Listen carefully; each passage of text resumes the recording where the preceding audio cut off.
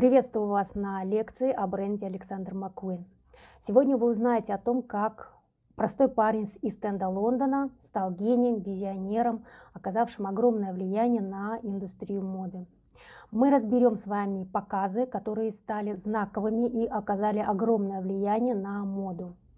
Конечно, мы посмотрим, как формировался ДНК этого бренда и как он изменился с приходом нового креативного директора. Давайте начинать. 17 марта 1969 года у водителя грузовика Роналда и учительницы Джойс родился очередной шестой ребенок. Назвали его Ли. А так как обычно при рождении дается несколько имен, добавили еще Александр. Так на свет появился Ли Александр Маккуин. Отец трудился 7 дней без перерыва, на фоне чего у него даже случился нервный срыв. И он 2 года лечился в психиатрической больнице Кейн-Хилл. После этого он уже не смог работать на грузовых машинах и стал таксистом. Отец был очень приземленным человеком и ожидал, чтобы дети тоже получили простые практичные профессии, что, впрочем, старшие дети и сделали. Один из них стал каменщиком, другой таксистом, ведь рабочий класс восточного Лондона, где они жили, звезд неба не хватало. Семья тогда даже не представляла, какая судьба ждет их младшего сына. Пока отец работал, маленький Ли все время был с матерью. Джойс увлекалась историей, и именно она собрала генеалогическое древо рода Маккуинов и показала Ли его шотландские корни, а также привила ему любовь к истории. Тему Шотландии он потом не раз затронет в своих показах. Ли Маккуин любил все делать на показ, хотя в то же время он был довольно застенчив, ведь отец всегда спускал на землю детей, когда, на его взгляд, они пытались прыгнуть выше головы. Маккуин с малых лет рисовал, он не любил школу и на всех уроках только и делал, что рисовал платья. Так он начал придумывать платья вначале куклам, а затем сестрам, а также он интересовался искусством. В 16 лет Ли Маккуин уходит из школы. Это как если бы у нас он ушел после 9 класса. Он поступает в Ньюхэмский колледж, где учится базовым навыкам кройки и шитья. После года обучения там продолжать учебу он не стал. Как-то его мать услышала по новостям о том, что в ателье на Севил-Роу нужны подмастерья. Она посоветовала ему устроиться туда. Что такое Севил-Роу? Это улица в Лондоне, в престижном районе Мэйфэр, на которой находятся старинные ателье, где работают портные высшего класса. Там шьют очень дорогую одежду, особенно мужские костюмы по индивидуальным меркам. Это то, что называют bespoke suits. Костюм, сшитый на Севил-Роу, это знак не только качества, но и статуса. Среди клиентов Севил-Роу мировые знаменитости, политики и королевская семья. Ли начинает работать в старинном ателье Андерсон энд Шепард. Через 2 года, в 1988 году, он переходит в другое ателье, также на Севил-Роу, под названием Gibbs & Hawkes. Благодаря работе на Севил-Роу Маккуин отточил свое мастерство кроя и шитья. Он один из немногих дизайнеров, которые могут нарисовать, скроить и сшить одежду по индивидуальным меркам с нуля. Например, Шанель умела шить, но она не умела рисовать. Маккуин всегда и стремился узнать что-то новое. Ему было интересно все, что связано с модой и искусством. Позже, работая в Берманс энд Натанс, это мастерская по пошиву исторических костюмов для театров, Ли научился кроить исторические костюмы. И ему довелось поработать над такими постановками, как «Отверженная» и «Мисс Сайгон». Хотя потом он говорил, что ненавидит театр, и поэтому ушел оттуда. Он любил историзм, но он не любил театральность. Он очень глубоко изучал викторианство. И в 90-х Маккуин сошьет сюртуки в викторианском стиле для гастролей Дэвида Боуи, самые знаменитые из которых Union Jack. Это сюртук в виде британского флага. А викторианский стиль и историзм в целом войдут в ДНК его бренда. После ухода из мастерской он идет работать к японскому дизайнеру-авангардисту Коджи Тацуно. Именно там он научился кроить без выкройки. Он мог на глаз определить замеры и сделать выкройку. Тацуно искусно работал с фактурой ткани. Маккуин от него и научился работать с фактурой и формой ткани. Посмотрите на это платье-ракушку. Но в 1989 году компания Коджи Тацуно обанкротилась, и он устраивается к Джону Макитарику в дом уличной моды Red Odette. Там он узнал, что вдохновением для создания коллекции может стать что угодно, не имеющее отношения к моде. Он не знал, что можно взять темы, не имеющие отношения к одежде, и черпать оттуда вдохновение. Маккуин там узнал, что такое отсылки в коллекции, например, исторические отсылки, которые потом станут кодом бренда Маккуин, отсылки к каким-то событиям, например, в космосе. По совету того же Джона он отправился в Италию и устроился к Ромео Джулии. В то время итальянский пошив пользовался огромной популярностью и считалось престижным работать в итальянских ателье. Там он проработал чуть меньше года и летом 90-го вернулся в Лондон.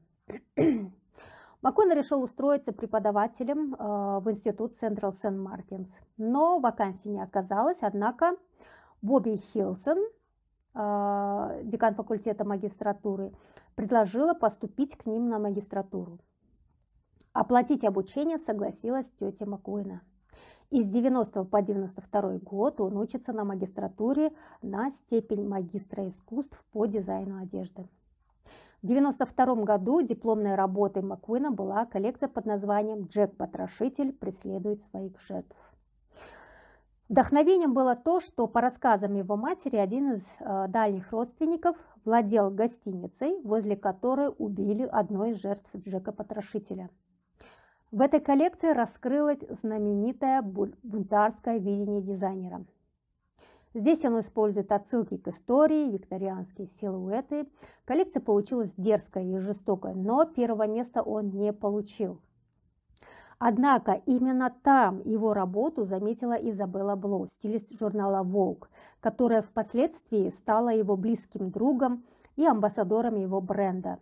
Изабелла Блоу сделала все, чтобы о нем узнали в модных кругах, хотя позже Маккуин скажет, что благодарен ей за помощь, но он не согласен с тем, что все считают его открытием Изабеллы Блоу.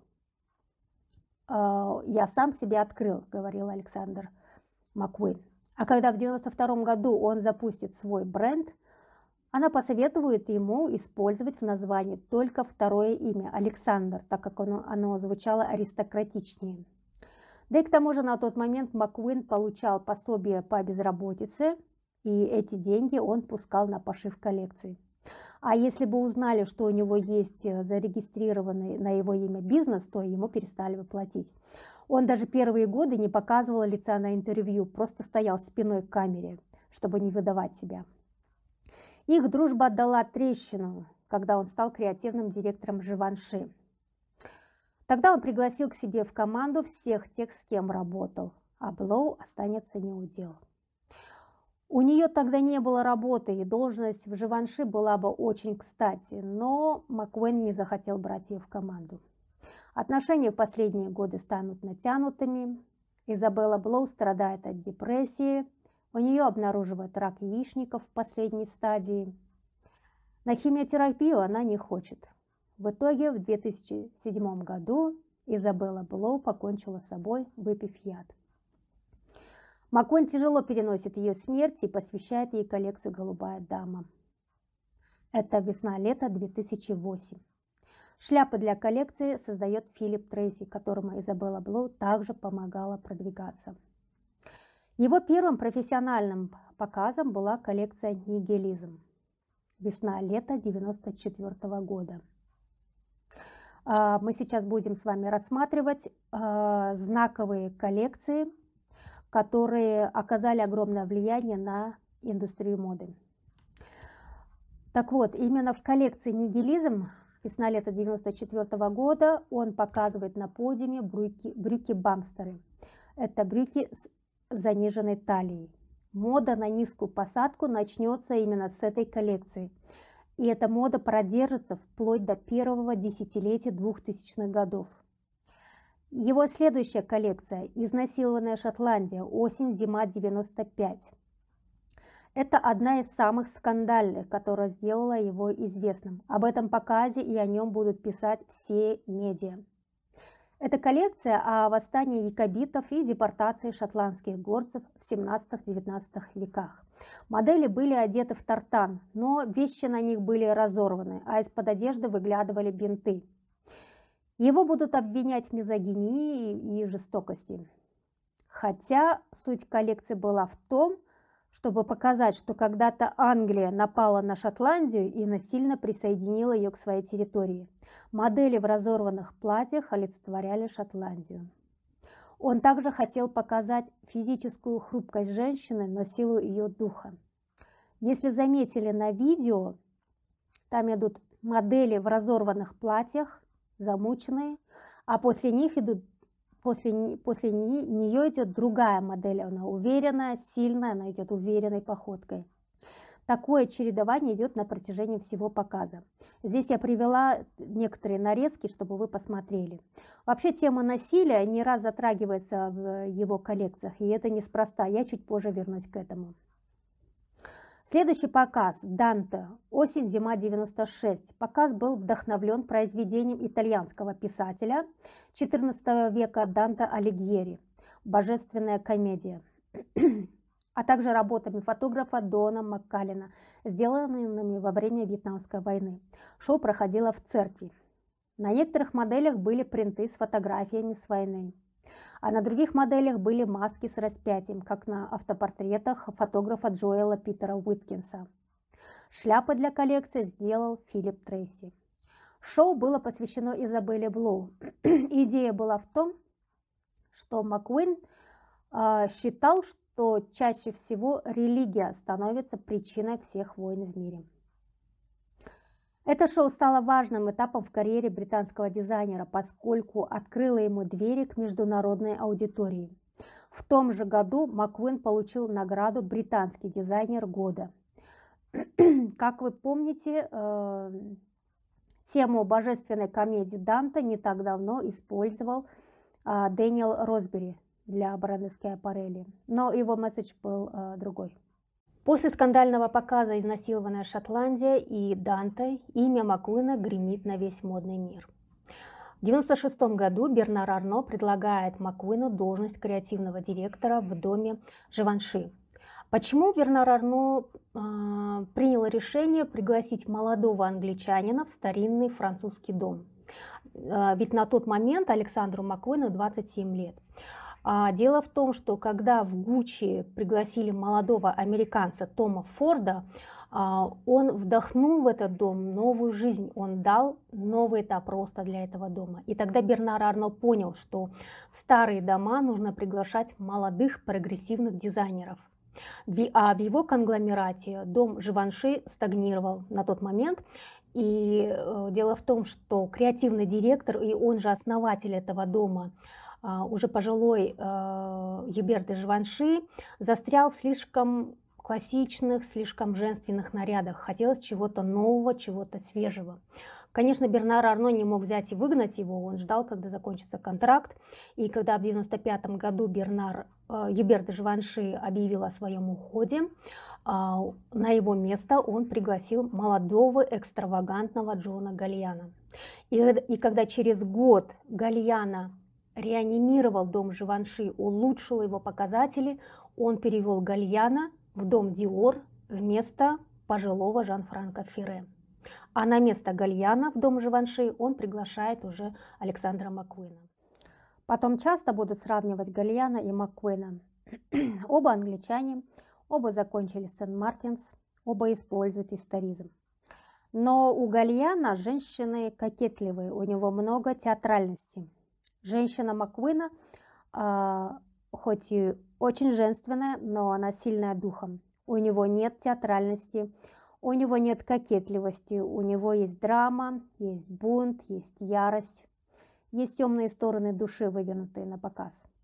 Маккуин не хотел идти в Живанши, но ему нужны были деньги для развития своего бренда, и он согласился, как когда-то то же самое сделал Гальяна, чтобы развивать свой бренд.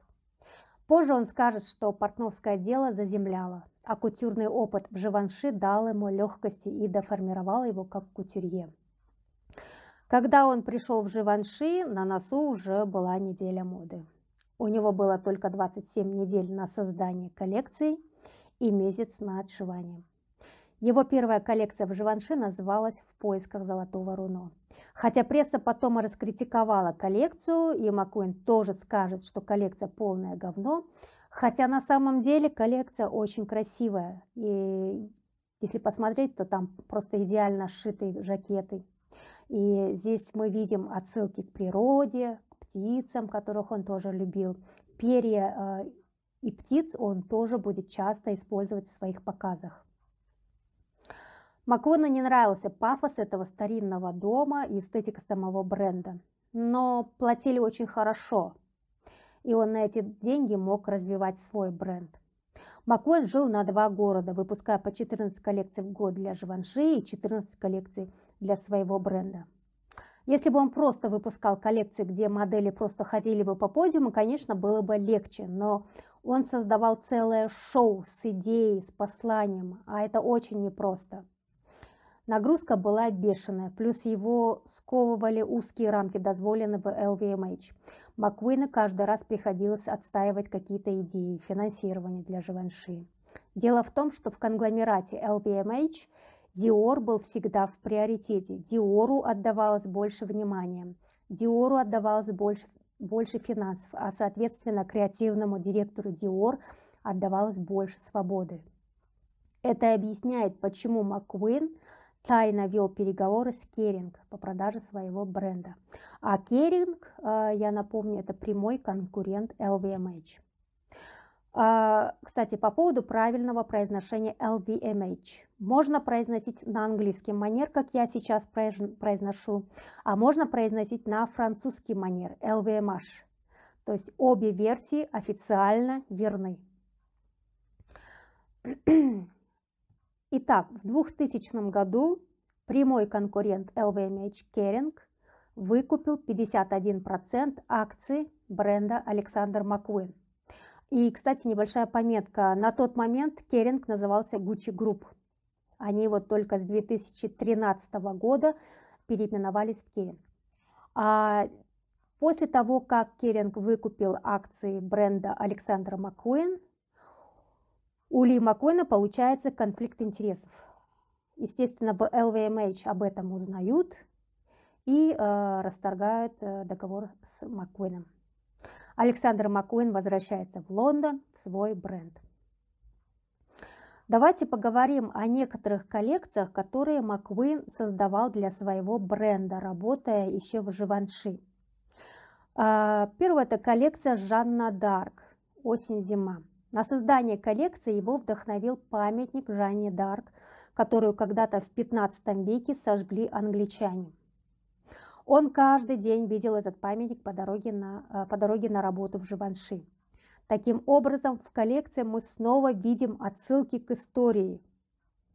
А в конце показа все увидели модель посреди огня, полностью обернутую в красное и имитирующие ожоги. Коллекция под названием номер 13 сезона весна-лето 99. Эта коллекция вошла в историю моды как первая коллекция, в которой используется тема инклюзивности. А также это первая коллекция в мире моды, где используются технологии. В показе участвовала американская паралимпийка Эми Маллинс, у которой с детства не было обеих ног по колено. Для нее изготавливают протезы из дерева в виде сапог. После этого показа она стала успешной моделью, лицом L'Oréal Париж. Журнал People включил ее в список 50 самых красивых людей планеты. И потом она позже начала даже сниматься в кино. Александр Маккуин первый, кто через свои коллекции говорил о принятии себя, о том, какими разными бывают тела людей, что красота не только в стандарте 90-60 на 90. А также в этом показе Маккуин первым использовал технологии. Его вдохновила работа художницы Ребекки Хорн, которая в 1991 году представила свою работу под названием «Высокая луна». Там 2 пистолета стреляют друг в друга кровавой краской. Маккуин в своем показе использовал роботов для покраски машин. Его месседж был в том, что технологии и мода идут рука об руку. Без технологий не было бы возможности окрашивать ткани, вязать кружево, создавать новые виды тканей. Технологии вошли в жизнь настолько, что ручное искусство стало отходить назад, а индустрия моды стала коммерциализированной и бездушной, как эти роботы. После этого показа он в качестве приглашенного редактора для журнала Dazed and Confused сделал фотосъемку под названием Fashionable.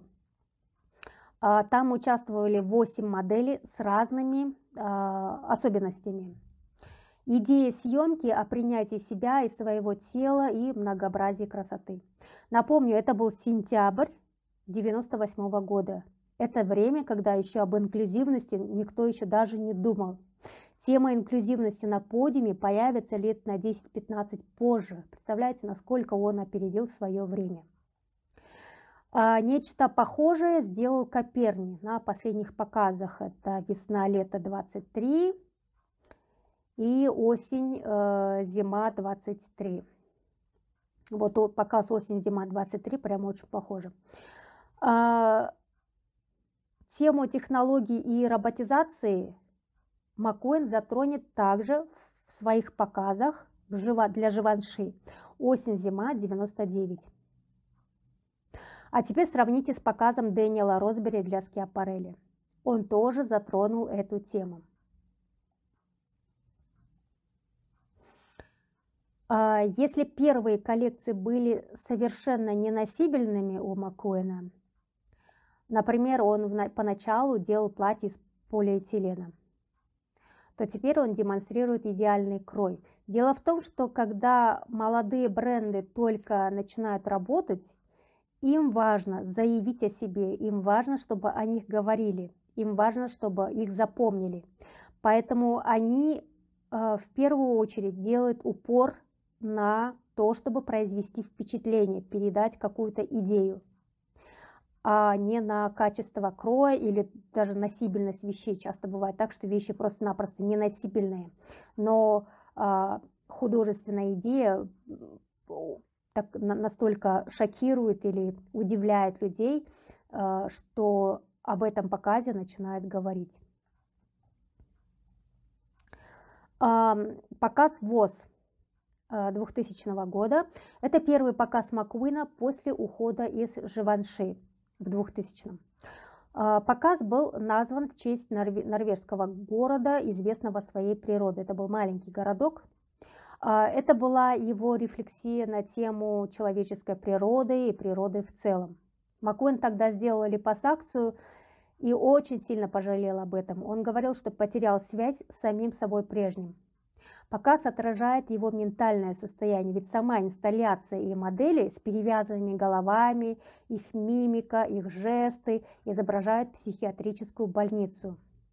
Инсталляция полной женщины в центре на первый взгляд кажется некрасивой, но она притягивает все внимание и заставляет испытывать самые разные эмоции, от отвращения до восхищения, в отличие от красивых моделей, дефилирующих по краям. И в этом показе он задается вопросом, что такое красота и почему должен быть только один стандарт красоты. Он говорил, что видит красоту там, где ее никто не видит. Другими словами, красота в глазах смотрящего. Показ считают самым мрачным и в то же время зрелищным в мире моды. Следующий показ, о котором я хотела бы поговорить, это «Вдовы Калладена. Осень-зима 2006». Показ посвящен Кейт Мосс. Объясню почему. Кейт Мосс засняли за употреблением наркотиков, и от нее отвернулись все бренды. Другими словами, ее отменили. Когда на тот момент Кейт Мосс была другом и музой Маккуина. Насчет Калладена. Коллекция рассказывает о сражении при Калладене. Это север Шотландии. Вдовы Калладена – это вдовы погибших солдат, которые сражались с англичанами. То есть он снова возвращается к теме истории и к теме Шотландии. Но если коллекция «Изнасилованная Шотландия» была агрессивной, то «Вдовы Калладены» поэтичная, она викторианская. Здесь он уже демонстрирует мастерство кроя и шитья. Коллекция о трагедии, о смерти, негодовании, но ткани и декор создавали впечатление надежды на свет в конце тоннеля. В конце показа появляется голограмма Кейт Мосс в знак поддержки.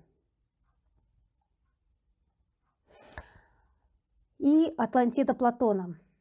Это весна-лето 2010. Это была отсылка к легенде о затерянном острове Атлантида, описанном древнегреческим философом Платоном. Согласно Платону, Атлантида была развитым государством, жители которого атланты. И они разгневали богов, и Зевс, возмущенный алчностью народа, решил его погубить. Он наслал им сильное землетрясение, наводнение, извержение вулканов, в результате чего народ Атлантиды ушел под воду. Маккуин затронул теорию эволюции о том, что человечество когда-то вышло из океана, и теперь из суши оно снова возвращается в океан. Почти половина образов в этой коллекции были сделаны в одном экземпляре, только для того, чтобы продемонстрировать их на подиуме. Для создания фасонов платьев и принтов послужили фотографии, которые Маккуин когда-то сделал, занимаясь дайвингом. На этом показе Маккуин демонстрирует туфли-броненосцы армадилло. Броненосец, либо как их называют в Латинской Америке, армадилло, обитает в Центральной и Южной Америке. Это такой экзотический зверек. Их также называют карманные динозавры, потому что они появились на Земле примерно 55 миллионов лет назад. А выжить им помогла та самая броня. Их броня похожа на чешую. И вот туфли армадилла имитируют их чешую. На первый взгляд может показаться, что это змеиная чешуя, но нет, это вот чешуя тех самых броненосцев. И туфли были изготовлены все вручную. Эти туфли армадилло станут культовой вещью бренда, о которых потом говорили во всех СМИ. Позднее туфли-броненосцы появились в клипе Леди Гага «Bad Romance» и стали еще популярнее. Финальным платьем в коллекции он показывает наряд под названием «Дочь Нептуна». Таким образом, он показывает, что люди превращаются в амфибии и уходят под воду. Почему я решила рассказать об этой коллекции? Во-первых, это был последний показ при жизни Маккуина. Во-вторых, это первый показ в мире, который транслировали в прямом эфире по интернету. Тогда никто еще так не делал. Трансляция шла на сайте фотографа Ника Найта. Правда, сайт упал, когда миллионы зрителей хлынули смотреть, но его быстро починили, сайт снова заработал, но хотя и работал очень медленно. Этот показ считают первым шагом цифровизации моды и революции в мире моды. 11 февраля 2010 года, через несколько дней после смерти своей матери, Ли Александр Маккуин покончил с собой. Он повесился у себя в квартире. К самоубийству привел ряд причин. Это депрессия, это потеря друга Изабеллы Блоу, у него был диагностирован ВИЧ, у него была наркотическая зависимость, это плюс большие нагрузки, плюс это выгорание, и последней каплей стала смерть его матери. В предсмертной записке он попросил позаботиться о двух его собаках. Ему было всего лишь 40 лет. Его прах развеяли над островом Скай в Шотландии. Давайте поговорим о ДНК бренда. На ДНК бренда во многом повлияло то, что дизайнер пережил в детстве. Маккуин, будучи ребенком, был свидетелем, как зять избивал его сестру, а также сам подвергся физическому и сексуальному насилию с его стороны. Сестра представлялась ему беззащитной женщиной, вместе с тем сильной духом, который стремится выжить любой ценой.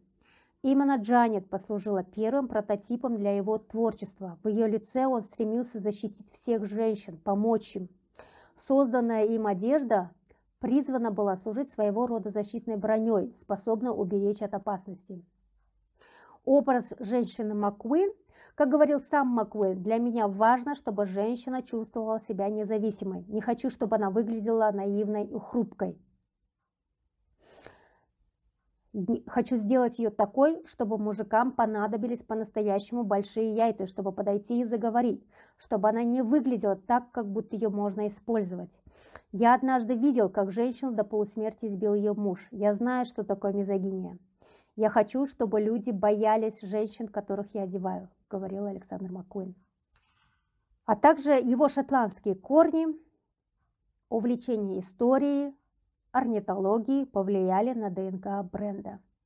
Дизайнер показывал в своих работах то, что его волновало или увлекало.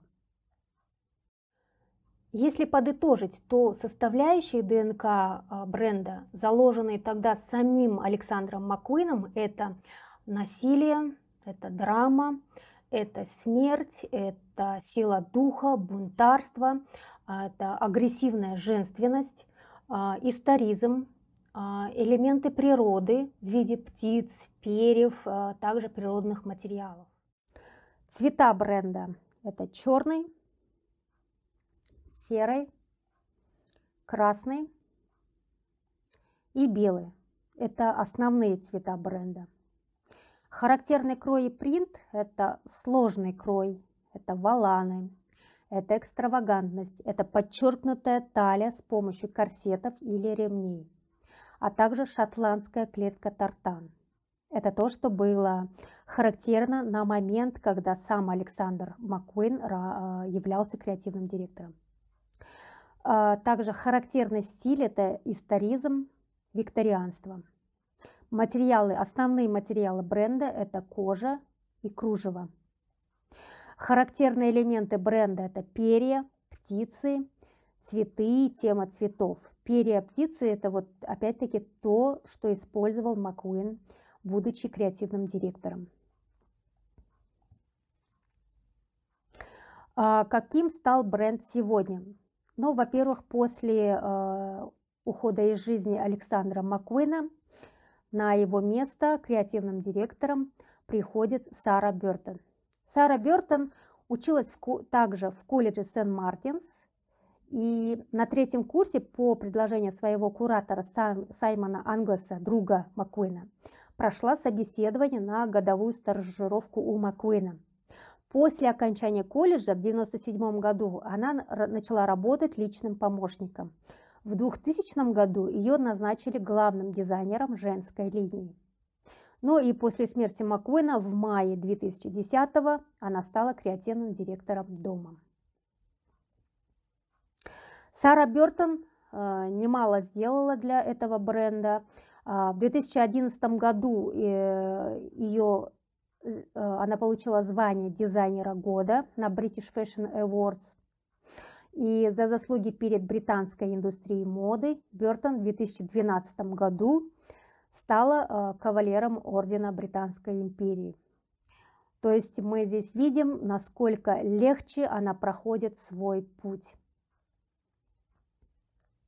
С назначением на пост креативного директора Сары Бёртон в ДНК бренда кардинальных изменений не произошло. Я думаю, это связано с тем, что Сара Бёртон все-таки выросла в этом бренде и впитала его ДНК уже к приходу на должность креативного директора. Но так как ее личный жизненный опыт не был таким трагичным, и, возможно, потому что она сама была женщиной, то из ДНК ушел трагизм, ушла драма, агрессия и насилие. Коллекции стали более носибельными, нет того шокирующего творчества. Здесь больше коммерции.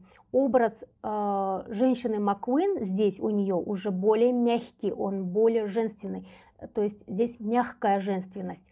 Но остается независимость, остается сила духа, остается связь с природой, также остается историзм и сложный крой. Показ «Весна-лето 2011». Это первый показ после смерти Ли Маккуина под руководством Сары Бёртон. Мы видим здесь, что Сара отдает дань уважения мастеру. В коллекции использованы перья, силуэт платьев, как из последнего показа «Атлантида» Платона.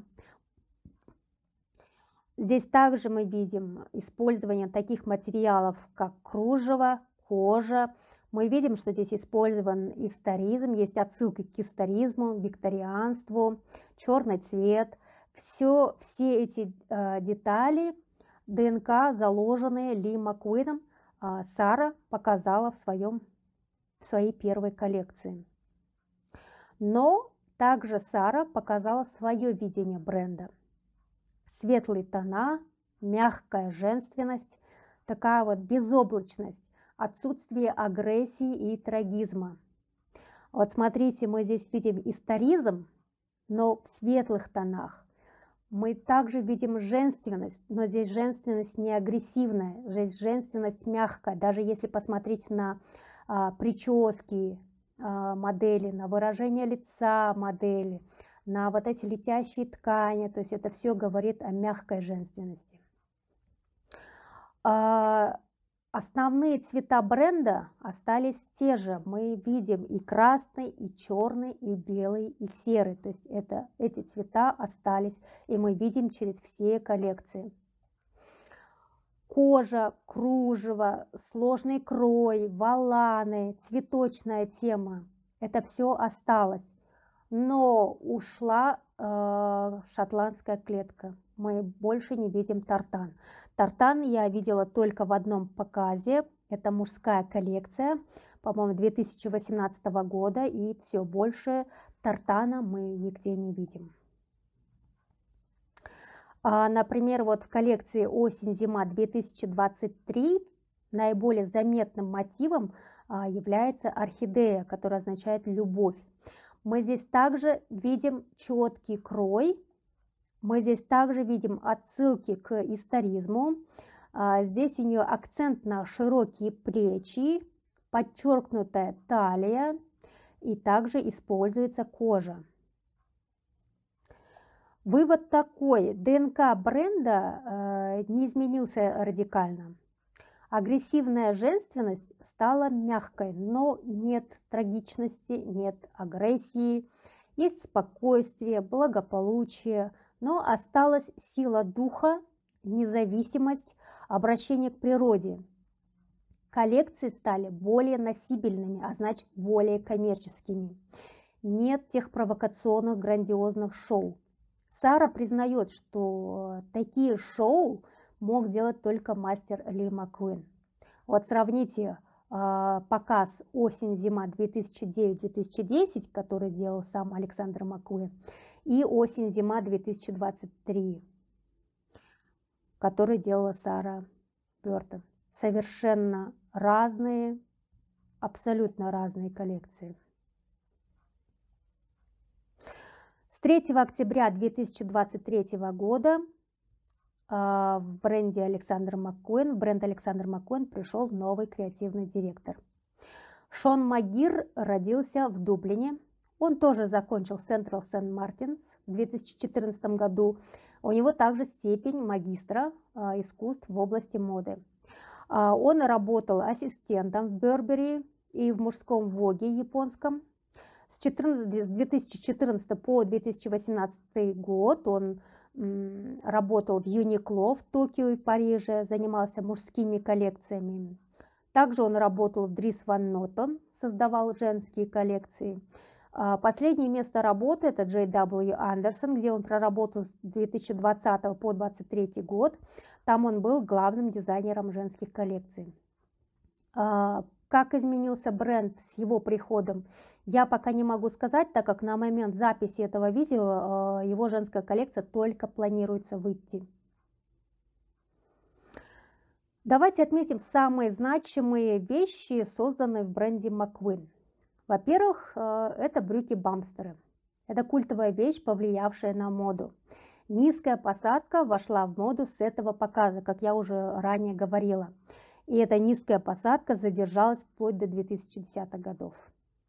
Бамстеры появлялись в нескольких его коллекциях. Это вот коллекция «Изнасилованная Шотландия», коллекция «Птицы», коллекция номер 13. И потом низкая посадка снова начала появляться в коллекциях бренда Александр Маккуин весна-лето 2019 и весна-лето 2023. И сейчас мы уже полностью можем сказать, что низкая посадка вернулась в моду. Следующее это показ номер 13. Пожалуй, это самый знаковый показ, на котором Александр Маккуин продемонстрировал то, что делают только сейчас. Это и тема инклюзивности, это и тема цифровизации и коммерциализации моды. Следующее туфли-броненосцы Armadillo Shoes. Это культовый продукт. После них в 2011 появились те самые лабутены, модель Daffodil, которые были сделаны изначально для Леди Гаги, но стали настолько популярны, что их начали носить все остальные. Череп – это самый узнаваемый и коммерческий продукт бренда. Вообще тема смерти интересовала Маккуина всегда. Он говорил, что важно смотреть на смерть. Это вот то самое «Memento Mori» – «Помни о смерти». И череп был одним из элементов в его коллекциях. По-настоящему модным и известным череп стал только после смерти Маккуина. В 2010 году, когда Маккуин ушел из жизни, шарфы с черепами увеличили продажи бренда на 1400%. Как развивался бренд? При креативном директоре Саре Бёртон для развития и узнаваемости бренда было сделано два очень больших события. Во-первых, проведение выставки Savage Beauty. Первый раз в Нью-Йорке в 2011 году, затем в Лондоне в 2015. На выставке только в Нью-Йорке побывало 661 тысяча человек за 3 месяца. Примерно такое же количество людей увидело эту выставку в Лондоне. То есть это 1 300 000 с чем-то людей увидели эту выставку.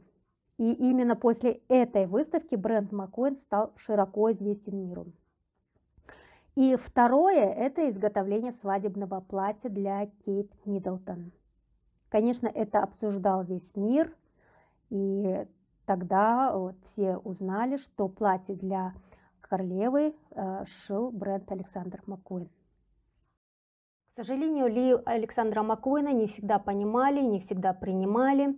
Ведь для него была важнее идея, было важнее творчество. Но чем больше он развивал свой бренд, тем сильнее он становился несчастным и разочарованным, потому что он понимал, что индустрия моды все больше и больше становится коммерциализированной. На текущий момент бренд делает хорошие продажи. Мы видим, насколько коммерческими стали коллекции этого бренда, насколько спокойными стали показы этого бренда. О бренде уже не говорят так громко, как при Александре Маккуине. Я надеюсь, что новый текущий креативный директор этого бренда Шон Магир сохранит основные характеристики этого бренда. Друзья, спасибо за внимание. Надеюсь, вам понравилась эта лекция. Возможно, вы по-новому открыли для себя бренд Александр Маккуин, почерпнули новые знания. До новых встреч!